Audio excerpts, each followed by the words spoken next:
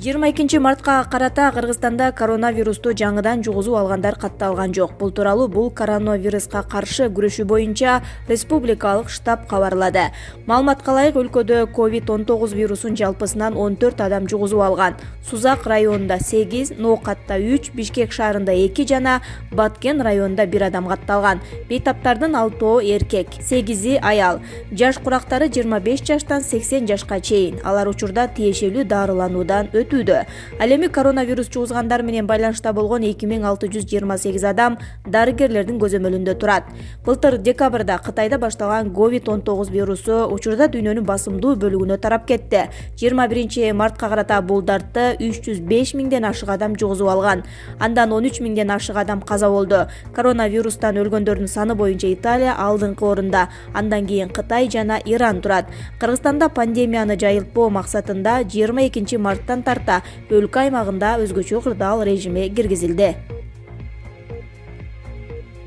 Жалал-Абадта 59 жерде блокпосттор иштеп жатат. Областтын аймагындагы трассада негизинен Бишкек-Ош жолунун Чечкан-Капчык айында санитардык пост иштеп жатат. Өкмөттүн Жалал-Абад областындагы ыйгарым укуктуу өкүлү Нурбулот Мирзахметов Азаттыкка билдиргендей, республикалык штабка дагы 2 жерге санитардык пост коюу сунушталды. Алар Чаткал, Талас жана Казарма Нарын жолуна коюлат. Райондун шаарларынын ичинде да жергиликтүү элдин сунушу менен 58 блокпост коюлган. Ал жерде милиция жана элди кошун чогуу иштеп жатат. Келип чыккан автоунаалар дезинфекцияланып жатат, деди Мирзахметов.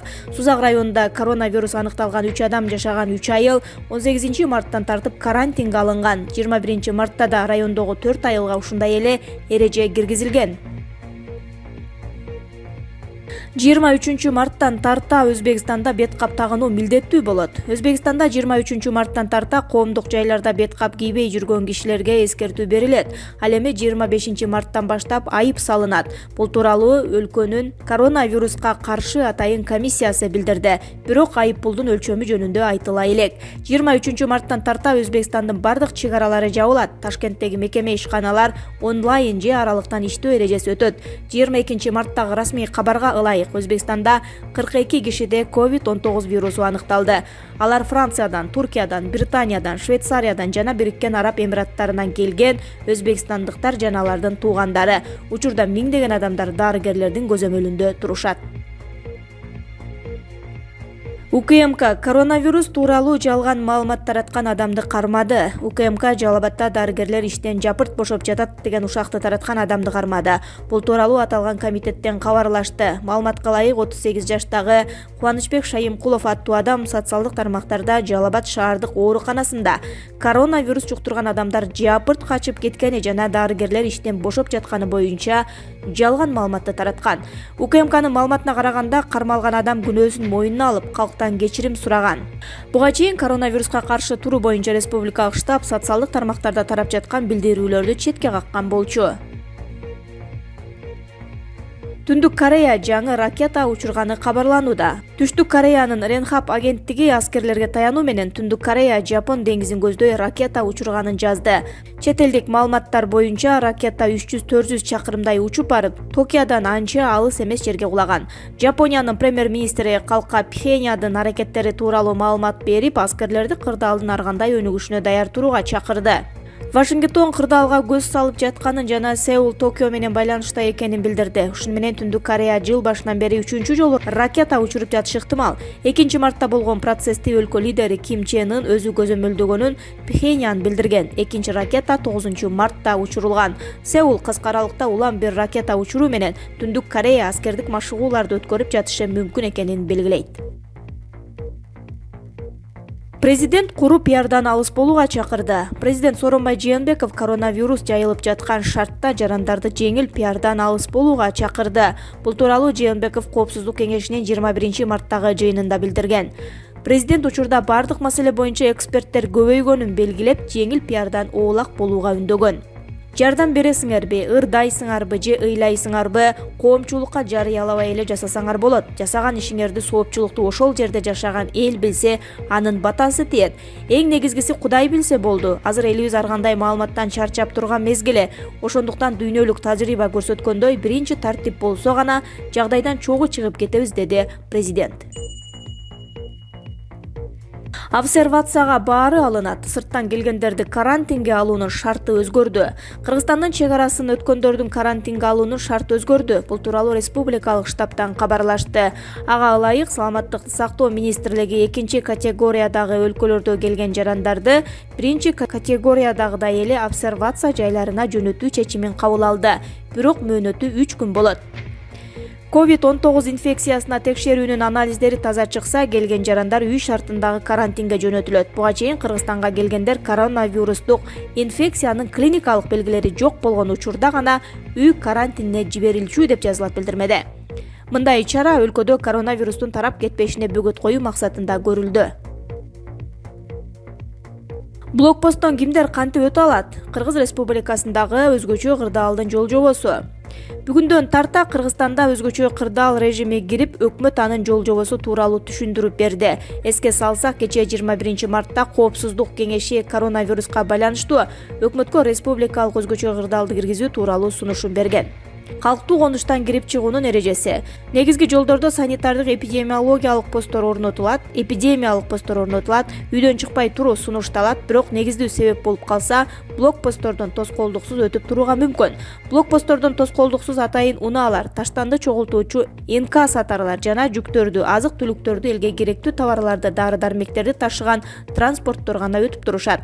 Атайын өткөрмө кагаздар болбойт. Шаардан сырткары турууга, аралыктан иш алып барууга же болбосо үйдө эле болуп туруу сунушталат. Жергиликтүү өзүн өзү башкаруу органдарынын штабтары өзгөчө учурларды өз ара караштырып чечим чыгарышат. Ички иштер министринин Спутник агенттигине өзгөчө кырдаал режиминде айдоочулар санитардык карантиндик посттордон кантип өтүшү керектигин түшүндүрүп берди. Маалымат кызматы билдиришинче, блокпосттон өтөрдө адамдын ким экенин тастыктаган документ болушу зарыл. Ал эми блокпосттордон өтө турган жүргүнчүлөр дагы документ болгону жакшы. Шопур айдоочулук күбөлүгүн көрсөткөнү жетиштүү, деди министрлик. Жумуш тыюу салынбаган тизмеге кирген ишкана ээлерине аралыктан иштөө тартиби же кызматкерлердин санын кыскартуушун сунушталат. Билим берүү. Мектеп окуучулары 8-апрелге чейин таратылды. Окуучулар үчүн Билим берүү жана Илим министрлиги 4-чейректеги окууну аралыктан жүргүзүп жаткандыктан, учурдагы окубай калган күндөр жайкы салууга жылдырылбайт. Мамлекеттик жана жеке менчик бала бакчалар жабылды. Жорж менен колледждердин студенттерин онлайн окутууга өтүшөт. Чет жактан келип үйлөрүнө кете албай калгандар жатаканада жашап билим ала беришсе болот. Ден соолук, оорукана, бейтапкана жана амбулатория клиникалары кадимки иш тартиби менен иштей беришет. Эскерте кетүүчү жагдай, эгерде сиз өзүңүздү жаман сезсеңиз, ооруканага баруунун кажети жок. Болгону 112, 103 жана 118 номерлерин терип байланышуу керек. Болбосо жергиликтүү медицина кызматтарына байланышуу зарыл. Эшикке чыкса болобу? Элдин айыл менен шаар ичинде жүрүүсүнө чек жок, бирок ошого карабастан үйдө болуу сунушталат. Ошондой эле жол менен гана вирустун жайылуусун токтотууга мүмкүн. Коомдук транспорт. 22-марттан баштап Бишкек шаарында коомдук транспорттордун жүрүүсүнө чектөө киргизилет. Көптөгөн жеке менчик маршруттук таксилер убактылуу ишке чыгышпайт. Башка коомдук автобус менен троллейбус багыттары иштей берет. Соода саттык, ири соода, оюн зоок борборлору карантинге жабылды. Бирок ошол эле маалда өзгөчө абал маалында азык-түлүк жана дарыканалар кадимки тартипте иштей берет. Кафе, ресторандар жеткирип берүү тартибинде гана иштешет. Азык-түлүк сатпаган базарлар, спорт залдары, бассейндер, спа, сулуулук салондору убактылуу жабылат. Мамлекеттик кызматтар. Өтө маанилүү деп эсептелген мамлекеттик ишканалар жана коммуналдык инфраструктуралар, электр, газ, жылуулук түйүндөрү жана башка кадимкидей иштейт. Мамлекеттик жана муниципалдык мекемелер жарандарды кабыл алууну чектешет. Банктар көпчүлүгү ачык болот, бирок айрым бөлүмдөрдүн кызматкерлери кыскартылып же бөлүмдөр толугу менен жабылышы мүмкүн. Негизи мындай учурда онлайн банкинг жана банкоматтарды пайдалануу сунушталат.